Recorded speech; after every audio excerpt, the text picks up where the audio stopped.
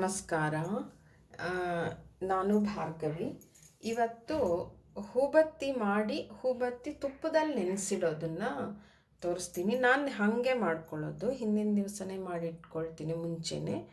ಹೇಗೆ ಹೂಬತ್ತಿ ಮಾಡೋದು ಅಂದರೆ ಈ ಥರದ್ದು ಸಿಗುತ್ತೆ ನಿಮ್ಗೆ ಮಟ್ಟಗಳಲ್ಲಿ, ಸರಿ ಇಟ್ಕೊಂಡಿರ್ತಾರೆ. ಅದನ್ನು ಹಿಂಗೊಂದು ಸ್ವಲ್ಪ ತೊಗೊಂಡು, ನಾನು ಸ್ವಲ್ಪ ಮನೆಯಲ್ಲೇ ಮಾಡ್ಕೋತೀನಿ, ಹೊರಗಿಂದ ತರಕ್ಕೆ ಹೋಗಲ್ಲ. ಸಿಗುತ್ತೆ, ಬೇಕಾದರೆ ತೊಗೋಬೋದು.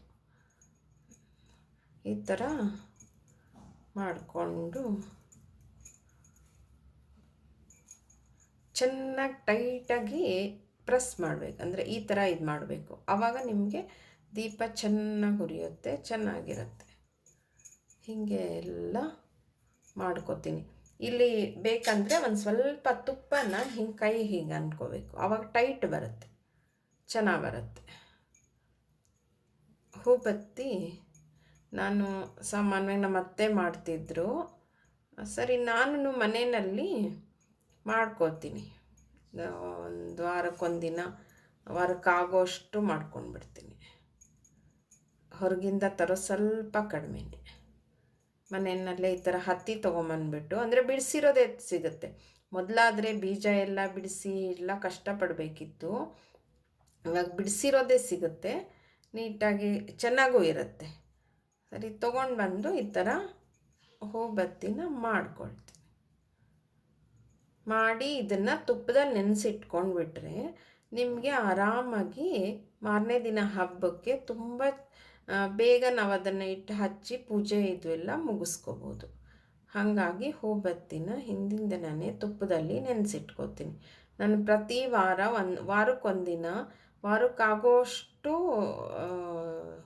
ಹೂಬತ್ತಿನ ತುಪ್ಪದಲ್ಲಿ ನೆನೆಸಿಟ್ಕೊಂಡ್ಬಿಡ್ತೀನಿ. ಹಬ್ಬದ ದಿನ ಅಂದರೆ ಇನ್ನು ಸ್ವಲ್ಪ ಜಾಸ್ತಿ ಬೇಕಾಗುತ್ತೆ. ಹಾಗಾಗಿ ಮಾರನೇ ದಿನ ಹಬ್ಬ ಇತ್ತು ಅಂದರೆ ಹಿಂದಿನ ದಿನವೇ ತುಪ್ಪದಲ್ಲಿ ನೆನೆಸಿಟ್ಕೊಂಡ್ಬಿಡ್ತೀನಿ. ಆವಾಗ ನಿಮ್ಗೆ ಆಗುತ್ತೆ. ಈ ಥರನೇ ಒಂದಷ್ಟು ಹೂಬತ್ತಿ ಮಾಡ್ಕೋತೀನಿ. ನೋಡಿ, ಇಷ್ಟ ಆಯಿತು. ಇವಾಗ ಇದನ್ನು ನಾನು ಎಣಿಸ್ಬೇಕು. ಸಾಮಾನ್ಯವಾಗಿ ಹೇಳ್ತಾರೆ ನಾವು ಎಷ್ಟು ಮಾಡಿದ್ದೀವಿ ಅನ್ನೋದನ್ನು ಎಣಿಸಿಡ್ಬೇಕಂತೆ. ನಾನು ಪೂರ್ತಿ ಎಣಿಸ್ತೀನಿ ಎಷ್ಟಾಯಿತು. ನೋಡಿ, 40 ಹೂಬತ್ತಿ ಮಾಡಿಕೊಂಡೆ ನಾನು. ಇವಾಗ ಇದನ್ನು ನೆನೆಸೋದು ಹೇಗೆ ಅಂತ ಇದು ಮಾಡ್ತೀನಿ. ಇವಾಗ ಈ ತುಪ್ಪ ಇದೆಯಲ್ಲ, ಇದನ್ನು ಕಾಯಿಸ್ಕೊಂಡು ಬರ್ತೀನಿ. ನೋಡಿ, ಈ ಥರ ಚೆನ್ನಾಗಿ ತುಪ್ಪನ ಕಾಯಿಸ್ಕೋಬೇಕು. ಇದರಲ್ಲಿ ಹಾಕ್ಕೋತೀನಿ.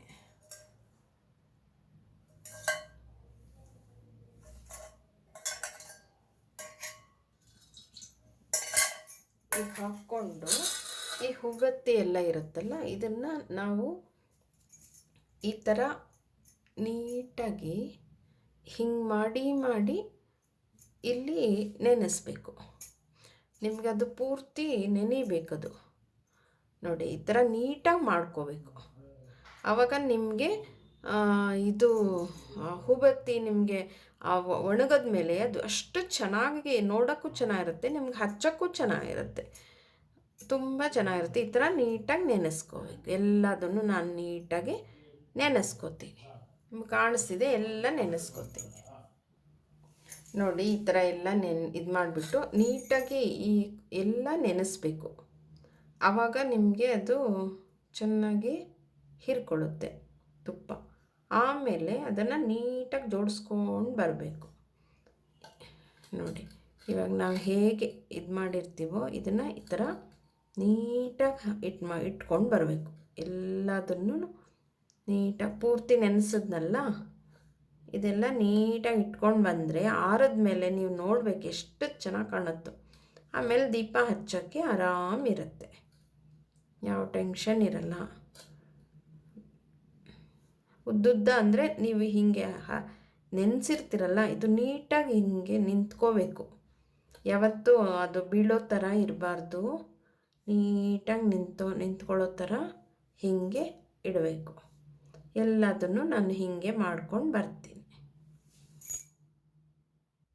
ನೋಡಿ, ಎಲ್ಲ ಈ ಥರ ಇದು ಮಾಡಿದೆ. ಇದು ಆರಕ್ಕೆ ಬಿಟ್ಬಿಡಬೇಕು. ಆರದ ಮೇಲೆ ನಿಮಗೆ ತುಂಬ ಚೆನ್ನಾಗಿ ಗಟ್ಟಿಯಾಗುತ್ತೆ. ನಿಮಗೆ ನೀಟಾಗಿ ತೆಗೆದು ಒಂದು ಬಾಕ್ಸಲ್ಲಿ ಹಾಕಿ ಇಟ್ಕೋಬೋದು. ಇವಾಗ ಇದು ಪೂರ್ತಿ ಆರಲಿ. ನೋಡಿ ಇವಾಗ ನಾನು ನೆನೆಸಿಟ್ಟಿದ್ನಲ್ಲ ಹೂಬತ್ತಿನ, ಇವಾಗ ಎಷ್ಟು ಚೆನ್ನಾಗಿ ಗಟ್ಟಿಯಾಗಿದೆ ನೋಡಿ. ನೀಟಾಗಿ ಈ ಥರ ಬಂದ್ಬಿಡತ್ತೆ. ನಿಮಗೆ ಹಬ್ಬಗಳಲ್ಲಿ ಆರಾಮಾಗಿ ಆರತಿ ಮಾಡೋದಕ್ಕೆ ಇದಕ್ಕೆಲ್ಲ ನೋಡಿ ನೀಟಾಗಿ ಈ ಥರ ಬಂದ್ಬಿಡತ್ತೆ. ನೀವು ಒಂದರಲ್ಲಿ ಹಾಕಿಟ್ಕೊಂಡ್ಬಿಡ್ಬೋದು ಎಲ್ಲದನ್ನು. ನೋಡಿ ಆರಾಮಾಗೆಲ್ಲ ಮಾಡಿಕೊಂಡು ಮುಂಚೆನೇ ರೆಡಿ ಮಾಡಿ ಇಟ್ಕೊಳ್ಬಹುದು ಎಲ್ಲ ಈ ಥರ.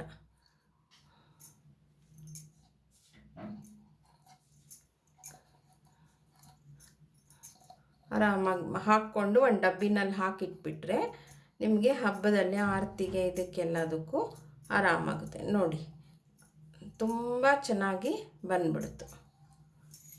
ಎಲ್ಲ ಒಂದು ಹಾಕಿ ಡಬ್ಬಿನಲ್ಲಿ ಹಾಕಿ ಮುಚ್ಚಿಟ್ಕೊಂಡ್ಬಿಟ್ಟು ಹಬ್ಬದಲ್ಲಿ ಆರತಿ ಮಾಡೋಕ್ಕಂತೂ ತುಪ್ಪದ ಇದೇ ದೀಪನೇ ಬೇಕು. ಹಾಗಾಗಿ ನೆನೆಸಿಟ್ಕೊಂಡ್ಬಿಟ್ರೆ ಆರಾಮ. ನೋಡಿ ಎಷ್ಟು ಚೆನ್ನಾಗಿ ನೀಟಾಗಿ ಇದಾಗುತ್ತೆ. ಈ ಥರ ಮಾಡಿ ಇಟ್ಕೊಂಡ್ಬಿಡಿ. ನಿಮ್ಮ ಮನೆಯಲ್ಲೂ ಈ ಥರ ಎಲ್ಲ ನೆನೆಸಿಟ್ಕೊಂಡು ಹಬ್ಬನ ಚೆನ್ನಾಗಿ ಆಚರಿಸಿ. Thank you.